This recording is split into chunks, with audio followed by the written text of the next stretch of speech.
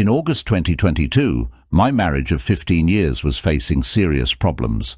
We were having difficulties with communication, money and intimacy, which created conflicts in our already busy lives. My wife often blamed me for everything going wrong.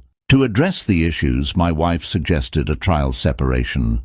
We had 3 kids, aged 9, 11, 13 and 15. This decision was tough, especially considering our daughters' ages. Within 3 weeks of the separation, my 15-year-old daughter opened up to me about her suspicion that my wife might be having an affair. During the separation, my wife proposed that I stay with a friend who was single, had gone through a divorce, and had plenty of space. I wasn't thrilled about the idea, but I agreed to it to maintain peace in our home. We had been arguing a lot, and I didn't want my children to experience the kind of troubled household I grew up in, where my parents fought constantly.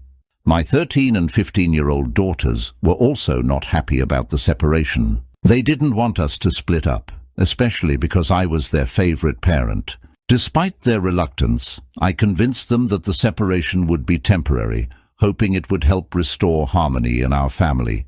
Our financial struggles have been a long-standing issue in our marriage. We got married at a young age and lacked advanced skills, which made it challenging for us to make ends meet. The house we lived in was inherited from my grandparents. Initially, I hoped that the trial separation would make my wife realize how much she and the kids missed me, and that she would eventually ask me to come back. However, in the first few weeks of being away from home, she would frequently call me, not for emotional support or physical intimacy, but to fix things around the house. It seemed like I was just the handyman, the person who dealt with household issues and disciplined the kids when she couldn't handle them. I was fulfilling the role of a father, but not that of a husband. I began suspecting that she might be having an affair, especially because our bedroom had been lifeless for a while. When we were intimate, I was always the one initiating, and she seemed unwilling to participate fully. Then, 3 weeks after I left the house, during a phone conversation with my 15-year-old daughter, she dropped a bombshell. She confided in me, expressing her suspicion that my wife, her mom, might be seeing someone else. This revelation added another layer of complexity to the already challenging situation. When I asked my 15-year-old daughter about the evidence she had regarding the suspected affair, she admitted that she didn't have concrete proof. However, she pointed out changes in her mom's behavior that raised suspicions. According to her, my wife seemed happier and sometimes almost giddy. She was always in a rush to leave, coming home late and dressing up more than usual. Additionally, my wife was frequently laughing and talking on the phone in the middle of the night. My daughter, hoping to reunite the family, believed that if I confronted my wife and exposed the suspected affair, it might lead to us getting back together. In her mind, this would bring about a happily ever after scenario for our family. This conversation with my daughter raised numerous red flags for me. While I had suspected that something might be going on, my wife had done a good job of hiding it.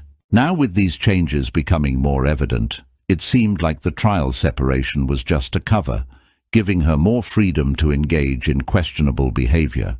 It's fascinating how over 15 years you can become more trusting and let your guard down with someone. I knew that my wife worked for a distribution company, and most of the men she dealt with were older 18-wheeler drivers. Given that she was one of the few women at her workplace and very attractive, she naturally attracted attention. We started dating in our teens and are both 35 now. After my conversation with my daughter and my growing suspicions, I decided to secretly visit her workplace to find out what was keeping her out late. I was concerned that she might be having an affair with someone from her job, so I hoped that when I checked her workplace after hours, her car would be among the last 2 in the parking lot, and she or the person she might be involved with would leave together. I parked on the opposite side of her workplace, keeping an eye on her car to see what unfolded. Surprisingly, she left the building at the expected time and got into her car. I was about to give up and head home when she drove in a direction that wasn't towards our home. Intrigued, I followed her. It was around 6 p.m. in November, and darkness was setting in. She headed towards the highway and drove towards a truck stop, Wanting to give her the benefit of the doubt because of her work with logistics dispatch for truckers, I thought maybe she was there for a work-related reason. She parked close to an 18-wheeler and got out of her car. It was then that I noticed her outfit was quite revealing. As soon as she got into the passenger side of the truck, I started recording her on my cell phone. I drove my car closer, got out, and found a spot where I could see if she was sitting on the passenger side. The darkness made it necessary for me to come closer to get a clear view, and unfortunately, there was no doubt about what was happening. She wasn't on the passenger side. Both she and the truck driver were in the sleeper section of the truck. I waited for almost 30 minutes in the blind spot of the passenger side, hoping to catch her leaving the truck. As I stood there, I could hear what I imagined was the sound of them being intimate. Those 30 minutes felt like an eternity, and I had never felt such intense hatred in my life. When she finally got off the passenger side, she seemed shocked, hastily fixing her hair and dress as if she had seen a ghost.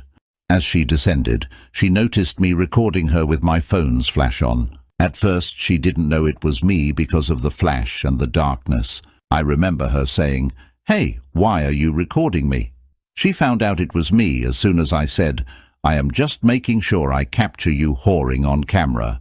Once she realized it was me, she started insisting that it wasn't what it looked like and claimed she was just working. I replied, "Yeah, you're working all right. I didn't know you were tricking on the side."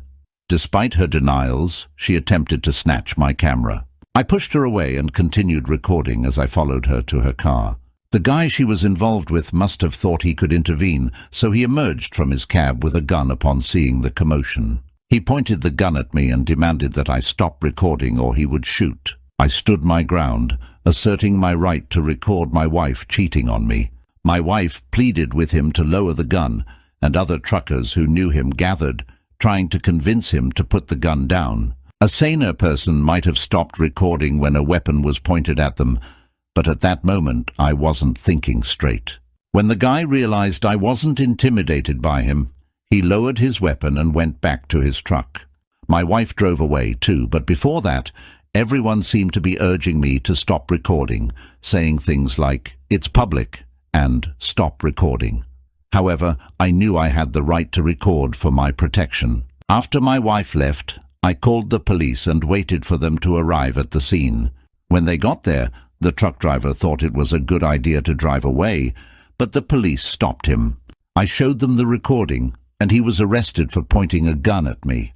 He was charged with aggravated assault with a deadly weapon. Instead of going to my friend's house to call it a night, I headed straight home. It must have been around 10 p.m. On my way home, I called my 15-year-old daughter to tell her what I had just caught her mom doing and that I was on my way back. When I got home, my wife was already in an argument with my daughter, and whatever she did, her siblings followed suit. She started calling my wife names, and under normal circumstances, I might have disciplined her for that. However, it felt like a high level of hypocrisy when my wife had been trying to control who our daughter dates and what she wears, all while she herself had kicked me out of the house to be with men at the truck stop. She argued that she wasn't sleeping with men, but just one man. This man, by the way, was almost 50 years old, and from what I gathered, a regular patron, so I had no doubt she was turning tricks. I told her she couldn't sleep in the house, and that she could take my place at her friend's house. This led to a struggle, and I started throwing her things out of the house. The kids were all awake, crying, witnessing the chaos in the middle of the night. It wasn't a good scene, but my anger got the best of me. Eventually, things settled down, because I didn't want the police involved, and I wasn't leaving my house. She knew everyone in the house was against her, and she was the one who had done wrong, but she tried to act like it was my fault, and that it wasn't a big deal. That night I slept in the master bedroom, and she slept on the couch. The next morning I called my friend, explained what had happened, and he connected me with a lawyer so I could start the divorce process. We didn't have any shared property, and the house was inherited, so she wouldn't be entitled to it in the divorce. Some people said I shouldn't have taken that route, but I showed my daughter the video recording on my phone, and she saw everything that happened. I explained to her why I couldn't stay in the marriage, and she agreed with my decision. I didn't want to jeopardize her job by reporting her actions, as I knew it would add a financial burden on me during the divorce. When she found out that I had filed for divorce, she suddenly wanted to work on the marriage. She claimed she cheated because I wasn't paying her enough attention and that it was only with that one guy. She said she wasn't planning to leave me, as the man she cheated with was married too. According to her, he had been pursuing her for months, buying her things, and she eventually gave in but regretted her actions. Despite her attempts to reconcile, I saw no reason to continue the marriage. Trying to get her to communicate had become challenging while she was willing to give up the marriage at the truck stop. We argued and fought constantly, and the trust in our relationship had been irreparably damaged. It seemed like a good idea for me to have the house to myself with my kids, especially since I got along better with them than with her. She could continue doing what she does at the truck stop. During the divorce proceedings, she claimed that I had influenced the kids against her, saying they all wanted to live with me and didn't want to stay with her.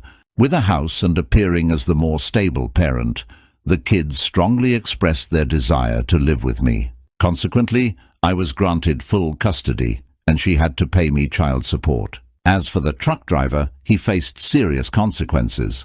He was charged with a Class A misdemeanor for his actions. The truck driver, who drove a fleet truck for another company, faced serious consequences. When his employer found out about the arrest, he got fired from his job. I considered showing the video to his wife, but I had second thoughts. I didn't want to push a man too far, especially someone foolish enough to point a gun at someone in public when caught with his wife. Even though I posed no threat to him, I decided against it. Although the divorce wouldn't be finalized for the next few months, I already had my kids with me. Meanwhile, my soon-to-be ex-wife started living in a studio apartment close to